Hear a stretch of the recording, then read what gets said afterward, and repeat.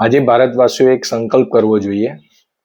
આ 15મી ઓગસ્ટે આપણે માત્ર તિરંગો લહેરાવીએ એટલું પૂરતું નથી. આપણે એક સંકલ્પ કરવો જોઈએ કે ભારતની પ્રગતિ માટે આપણે જાતિવાદ, ધાર્મિક કટ્ટરતા, પ્રદેશવાદ, ભાષાવાદ અને અંધશ્રદ્ધા જેવા દૂષણો સામે લોક જાગૃતિ લાવીશું.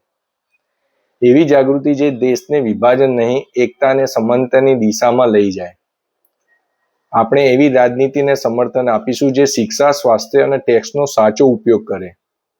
અને એ નેતાઓને ઉઘાડા પાડીશું જે જાતિ, ધર્મ અને ભાષાના નામે જનતાને મૂર્ખ બનાવે છે, જેઓ ભ્રષ્ટાચાર અને ડર દ્વારા ગુલામી ઊભી કરે છે.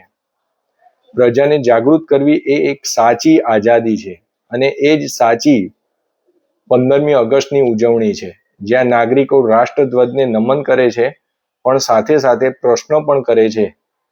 જય હિન્દ, ભારત માતા કી જય.